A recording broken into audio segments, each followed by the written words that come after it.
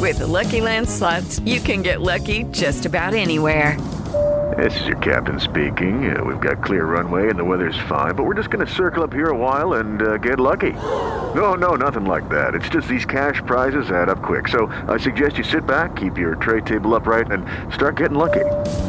Play for free at LuckyLandSlots.com. Are you feeling lucky? No purchase necessary. Void where prohibited by law. 18 plus terms and conditions apply. See website for details.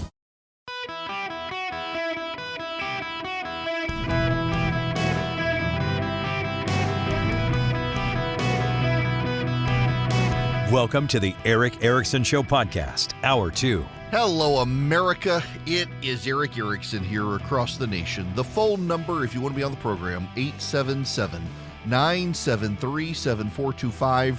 Truly delighted to have you. Well, today we are 4 weeks from the midterms.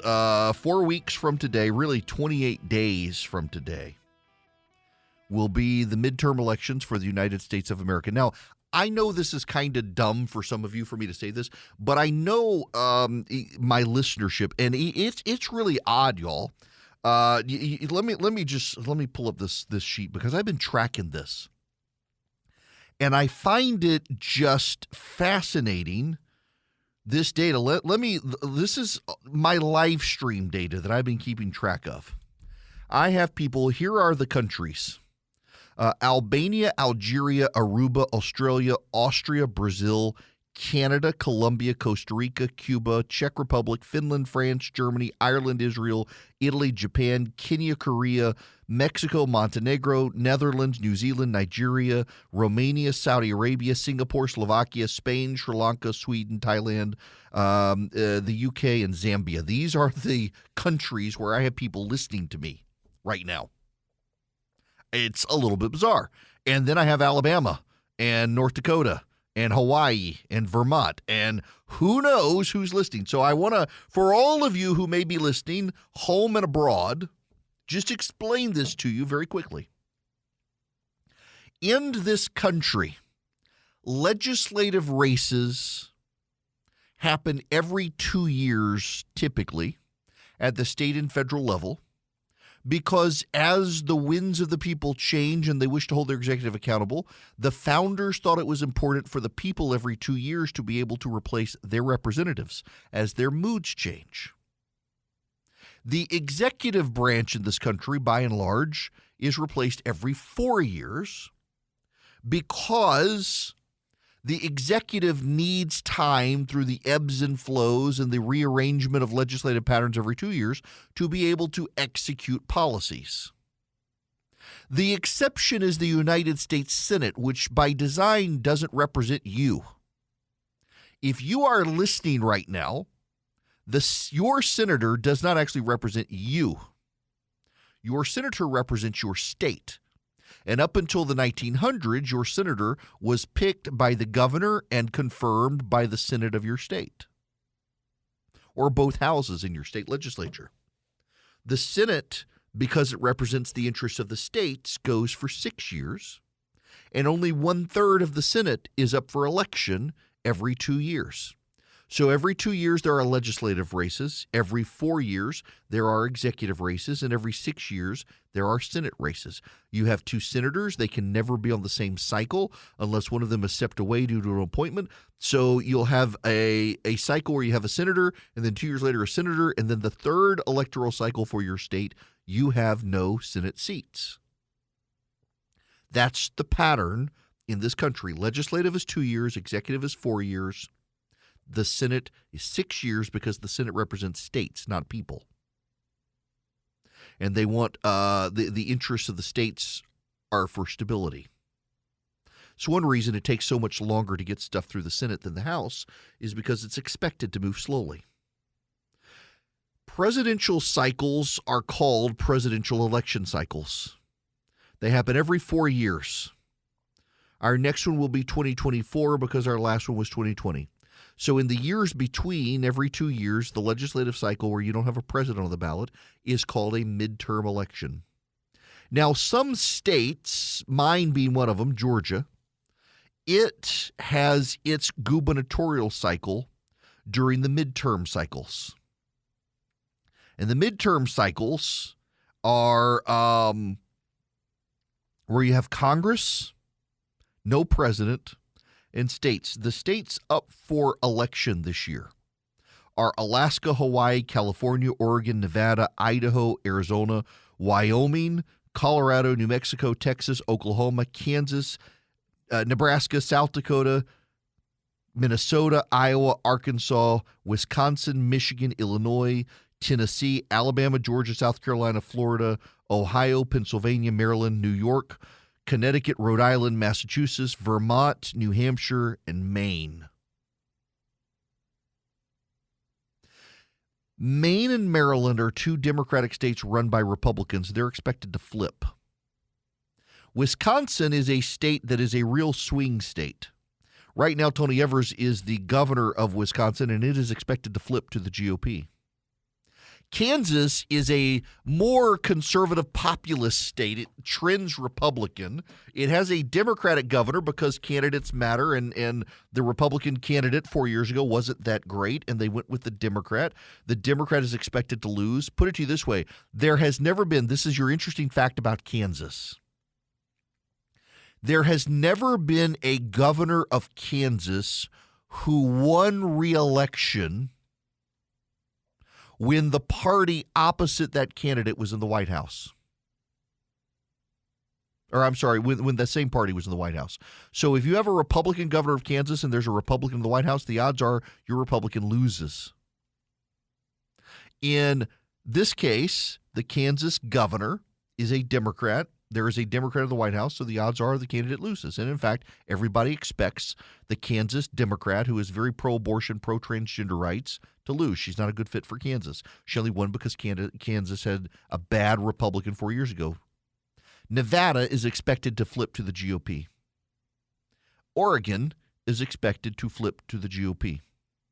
So you have Massachusetts and Maryland are expected to flip to the Democrats.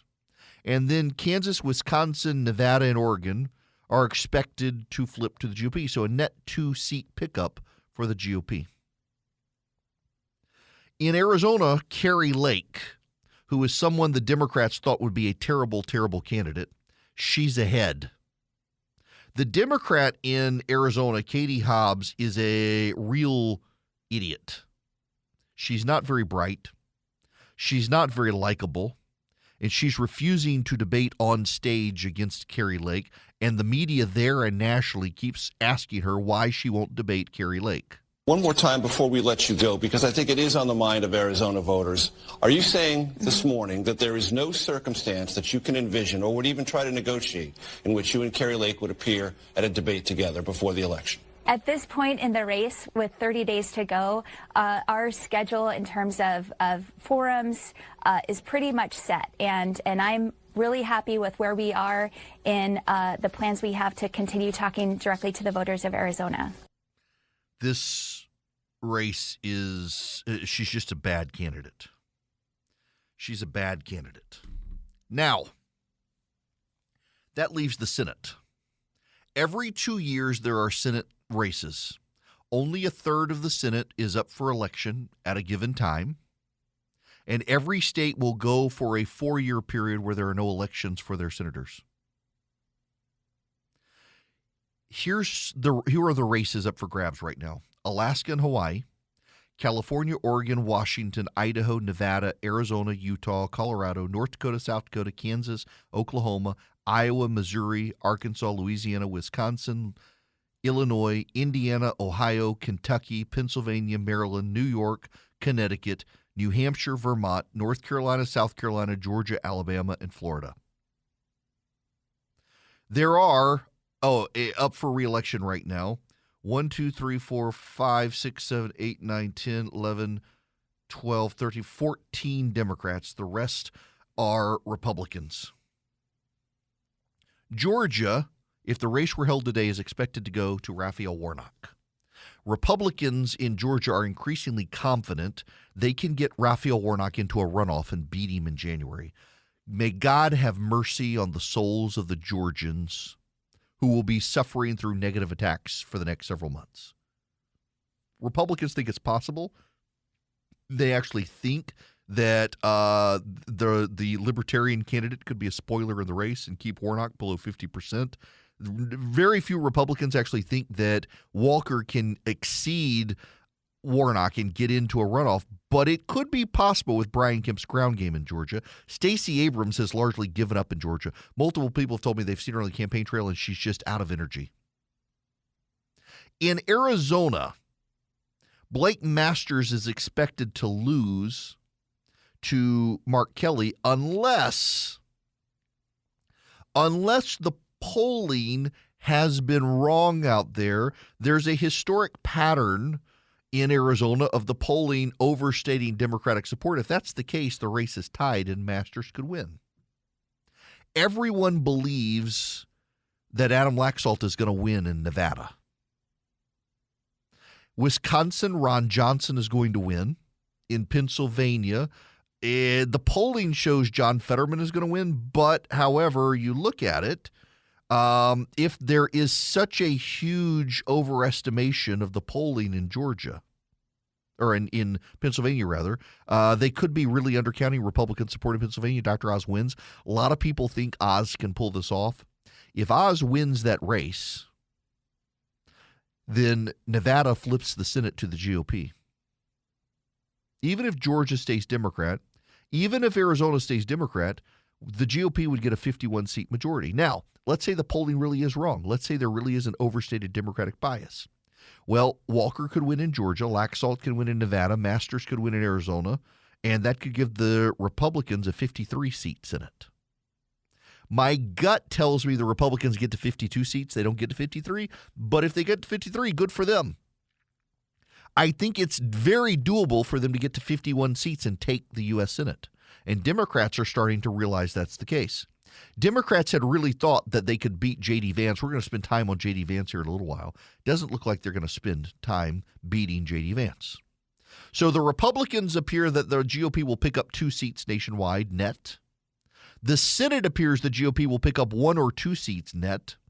The question then is the House of Representatives. The polling has shifted back to the GOP, as I told you it would. They're now up a point in the generic ballot average. Everyone from Real Clear Politics to the New York Times to CNN to 538 believes the GOP takes the House. The question is the margin. Will they take it by 10 or will they take it by 40? There's a New York Times story out today that is leading Democrats into despair. And I find it to actually be a kind of funny story that's leading them to despair because the Democrats were so long bullish on New York and its redistricting until the New York Supreme Court and Court of Appeals threw out their redistricting and did it themselves. So on Long Island, Republicans are confident that crime and inflation will help them hold New York 1 and New York 2, and they could potentially flip New York 3 and New York 4.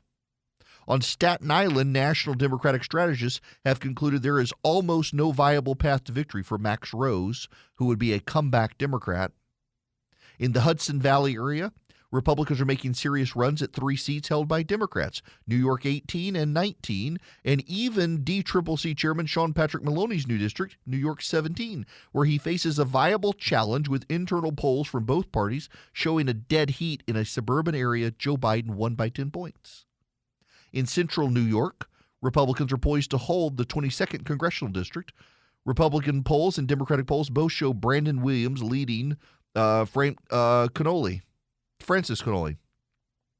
Republicans are poised to pick up seats in New York based on polling. They're poised to pick up the Rhode Island 2nd Congressional District. If that's true, if the polling that's coming out from the Democrats, not from the Republicans, from the Democrats shows the GOP is on the verge of picking up these seats, there could be an undercounted Republican wave out there that we don't see in the polling. And if that is the case, then Arizona is possible and Georgia is possible, and that does give the GOP 3 net seats in the Senate and possibly 30 seats in the House of Representatives. We don't know, but we know one thing for certain. 28 days from today, we will see just how big the GOP wave is. Everyone believes they're going to take back the House.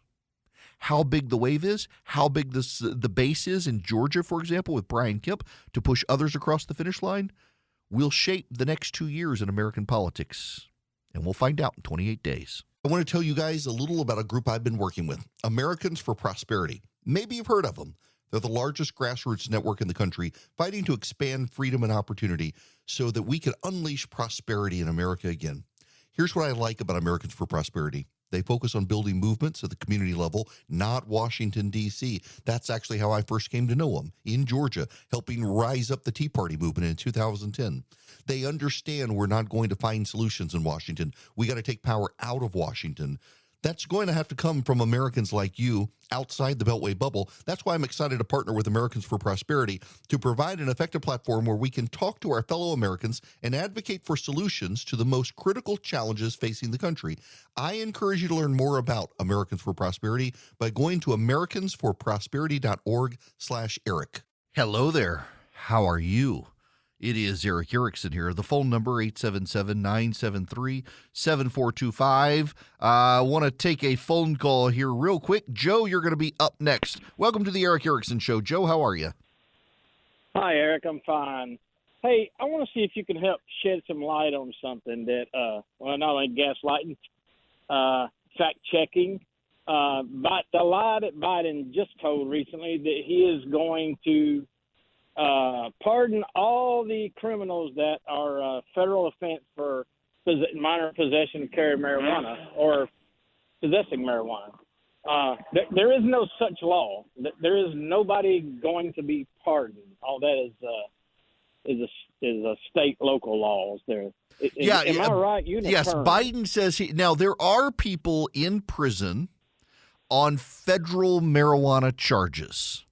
And those people are getting pardoned by Biden. But a lot of these people are also, they've been convicted of state crimes. And the president cannot pardon you for a state-level crime. So those people are stuck in jail. And most Americans in prison on drug charges are in prison under state crimes, not federal crimes. So this doesn't actually help as many people as the media reported that it would. And Joe Biden essentially said he wanted governors to extend the pardons, and they don't have to extend the pardons if they don't want to. And they're not going to, by the way. There's not going to be a mass exodus of people from prison, regardless of how you feel about the policy. It's not going to happen because Joe Biden can't do it. Governors have to do it. Now, I want to play you some audio real quick. I was on CNN last night with Anderson Cooper and Kristen Powers talking about the Herschel Walker matter. Just listen to this a little bit. Well, if I can get it fired up here. Maybe I can get it fired up here. No, my computer froze on me. Of course my computer would freeze at the most inopportune moment. Oh, here we go. Make just a decision based on that binary choice and not step back and kind of look at it from a different angle? I think every person has to decide that for themselves, but I do think that you have to step back and say, wait, hold on. But if I'm really willing to make this compromise, do I really believe this? Because I personally, no matter what they were promising me, if somebody said that they paid to have a baby killed, I would not vote for them. So, I think that it's an opportunity to kind of look at this and say, what is this really about? And please stop using this rhetoric, because you clearly don't even believe it, or you wouldn't be going along with this guy. You just simply wouldn't. I mean, if he had just paid to have anybody murdered. I disagree with that. Really? You found out he paid to have a person murdered, you would vote for him? 13 years ago, and he's denied it. I find both candidates here terrible candidates. I'm appalled that both parties have the candidates they have. But when you're a voter and you've got the binary choice of a guy may have done this 13 years ago versus a guy wants you as a taxpayer to pay for it tomorrow, I think voters have a right to say, I don't like either of these candidates, but I don't want to pay for this, and Raphael Warnock wants me to. There you have it. So winter is coming, and I got to tell you, I love the weight of the Bull and Branch sheets. I like them in the summer when it's hot and you don't want a lot of covers on you, but in the wintertime, they're just the perfect weight, the perfect, smoothness. They're 100% organic cotton threads. They've got super softness. They get softer every time you wash them. They're just, the drape when you're laying down and stuff, they're just perfect sheets. I love them. I am effusive with my praise for Boll & Branch, and I'm delighted to have them as an advertiser. Look, they're made from the highest quality threads. They got superior softness. They got over 25,000 rave customer reviews and counting. I'm one of them. The quality you can tell is great. They hold up well after all the washes I've put them through, and they just get softer. It doesn't matter what the thread count is if the fiber sucks, and you can tell they put a lot of great detail into the fibers they use. And look, Boll & Branch gives you a 30-night risk-free trial with free shipping, returns on all orders. You're going to feel the difference. You're not going to want to send them back. The first 100% organic, fair trade, certified bedding company ever.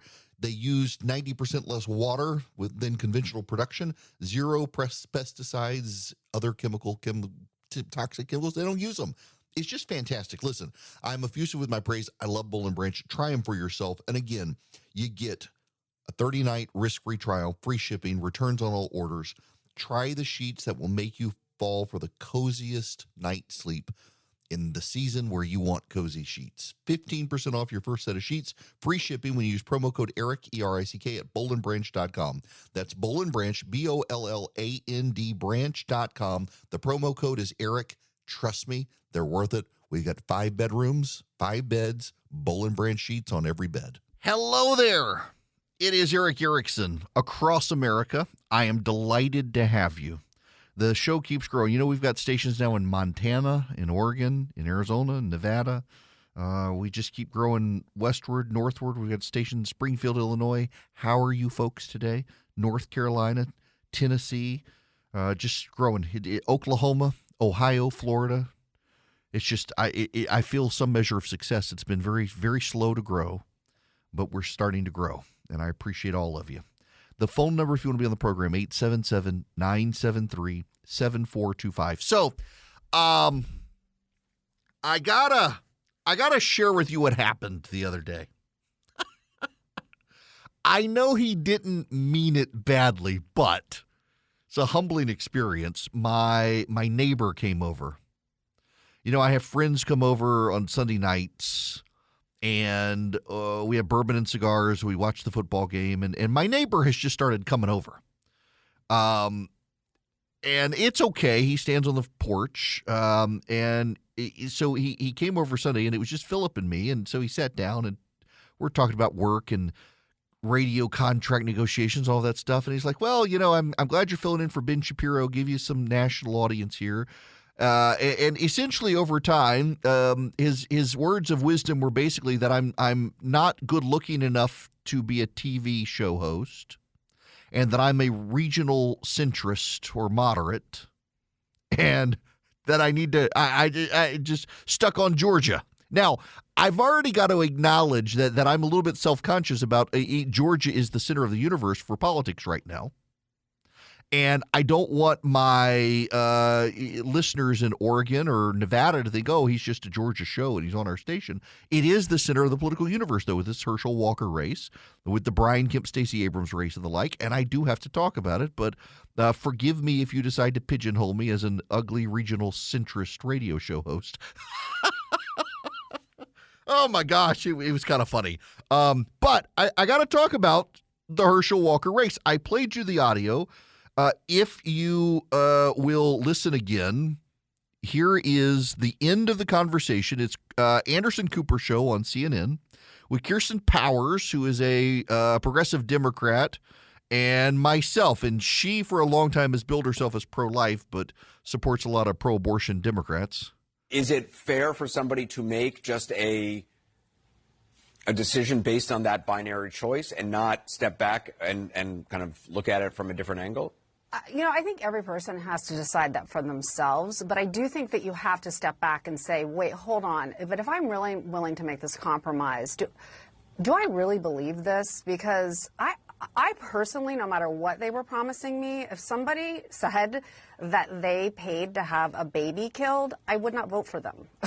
So, you know, I think that it's an opportunity to kind of look at this and say, what is this really about? And please stop using this rhetoric, because you clearly don't even believe it, or you wouldn't be going along with this guy. You just simply wouldn't. I mean, if he just paid to have anybody murdered. I disagree with that.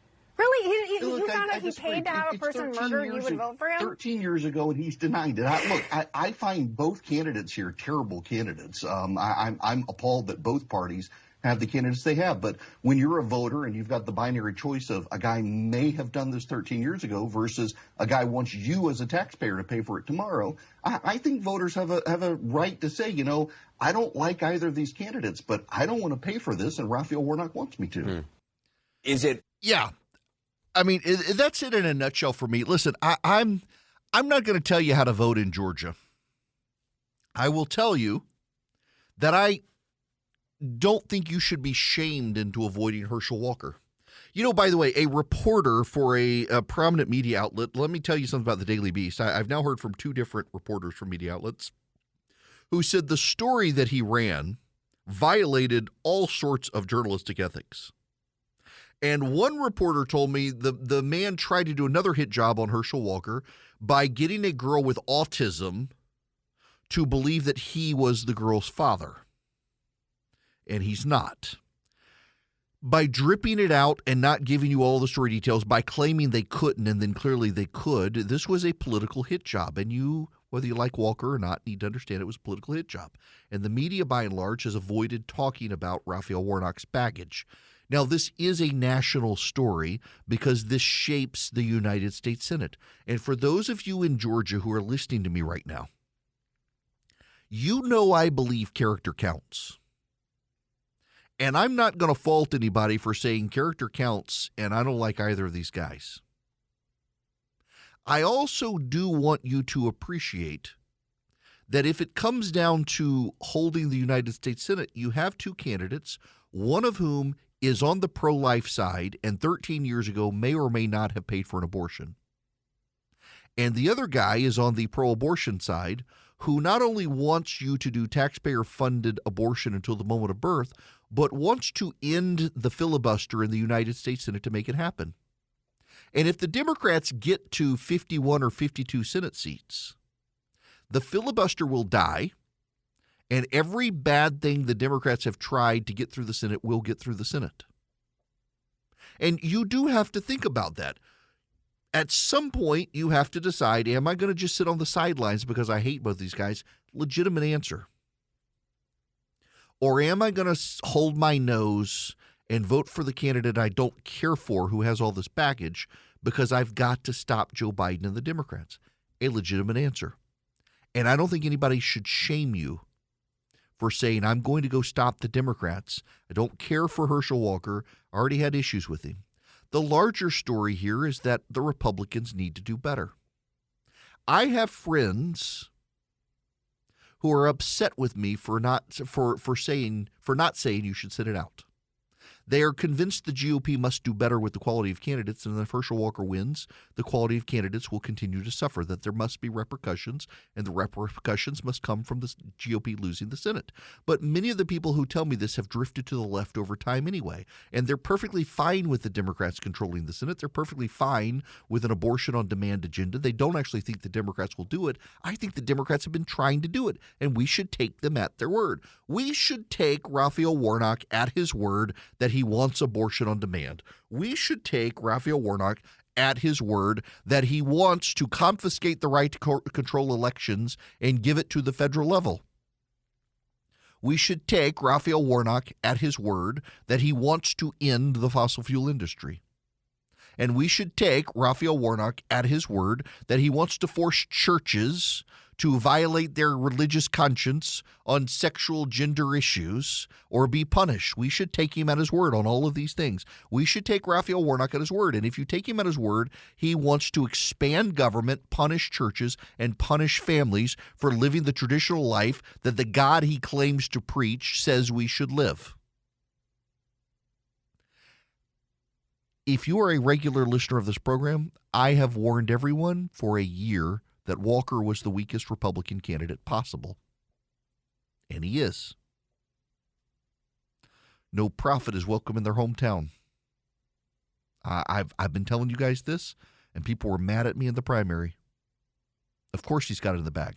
And you and I both know what will happen. And this is the concern of some of my friends. If Walker wins, the Republicans, well, he was always going to win. We can keep having candidates like this, and they won't learn a lesson that you got to have candidate quality better.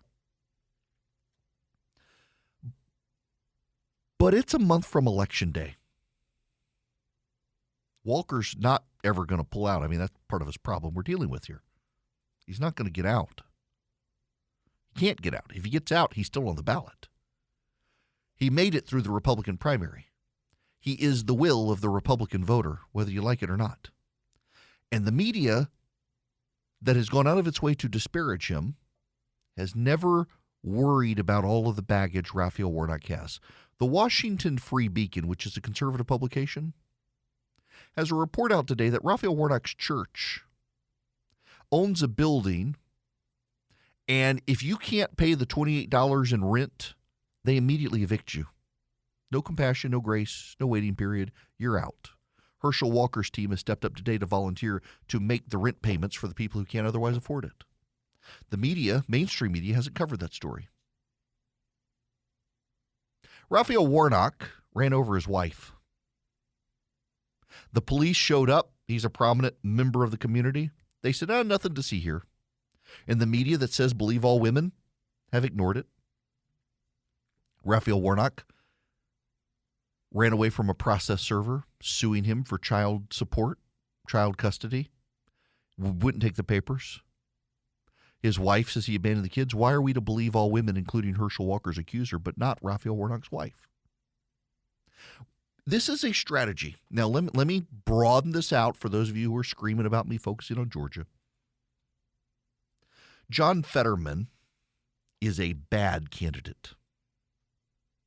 John Fetterman chased a black man down with a gun and vandalized the sign of a black-owned business in Pennsylvania. John Fetterman refused to pay taxes and had tax liens. He lived off his parents until he was in his 40s. He wears hoodies and sweatpants to look working class when he's actually loaded. He's a performance artist with bad judgment, bad morals, bad ethics. And the Democrats totally ignore all of that. They want to shame people in Georgia for supporting a guy like Herschel Walker. And they want to give a guy like Raphael Warnock, who ran over his wife with a car, and John Fetterman, who chased a black man down the street with a gun for no reason, they want to give them a pass. They want you to be shamed and so disgusted you won't vote for your side so that they win. Morals and ethics and comportment don't matter to them. Katie Hobbs is the Democratic candidate for governor. When Katie Hobbs was in school, she organized a slave auction, a mock slave auction, where you could be sold into slavery for a day to raise money for charity and had to perform degrading acts. Notice the media hasn't covered that story. The Democrats want to give her a pass on that. Democrats want to give her a pass. Because the Democratic strategy is they know you as a Republican really do want better candidates than what you have. So they're trying to make you ashamed of who you have. They're trying to bully people. I'm getting this from people I know on Twitter, bullying me, demanding I denounce Herschel Walker, demanding that I walk away from him. You said character candidate. Are you a hypocrite? Have you given up your values? No, I haven't given up my values. But I also know, as I said on CNN, if the difference is between a man who may or may not have paid for an abortion 13 years ago versus a man who wants you and me to pay for them tomorrow, I think it's personally reasonable to say, I'll forgive the guy. Notice how they don't want to talk about grace. They don't want to talk about forgiveness. Prior to this, in this interview, Kirsten Powers was bringing up Herschel Walker holding a gun to his ex-wife's head. And I didn't have time to and wanted to say the only reason you know that is because he wrote a book about it and went on television with his ex-wife to talk about it. Do you show no grace? Do you show no forgiveness? No. They want to define a Republican by their worst acts, by their sins, and they want to pass on all of theirs.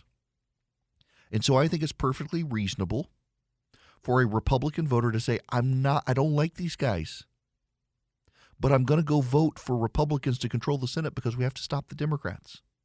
If Raphael Warnock wins and the Democrats keep the Senate, there will be a taxpayer-funded abortion on demand. Boys will get into my daughter's sports. They will defund schools that prohibit it.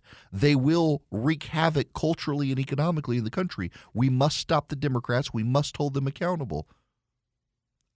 I don't think you should be ashamed of that. And the Democrats are trying to deploy shame to stop you from voting for sound policy. And I gotta just point out to those of you who hate the candidates and don't want to vote. If you hate the candidates, you're tired of having to vote for someone to stop someone else, and you don't want to vote, I get it. I think that's a reasonable answer. And I think these candidates should have to persuade you to vote for them, not to vote against the other side. But for those of you who were thinking of voting for Herschel Walker, and now you're embarrassed and ashamed, why? You've fallen for a campaign tactic. You should not let the Democrats use the politics of shame to win an election that's going to make you ultimately ashamed of the policies the Democrats enact in Washington. And you should keep that perspective too. One of the reasons I like Patriot Mobile is because they're not ashamed to fight for conservative candidates around the country from the school board on up. They're pushing back against the woke agenda of the left, and they need your help to do it. And all you have to do is take your business to Patriot Mobile.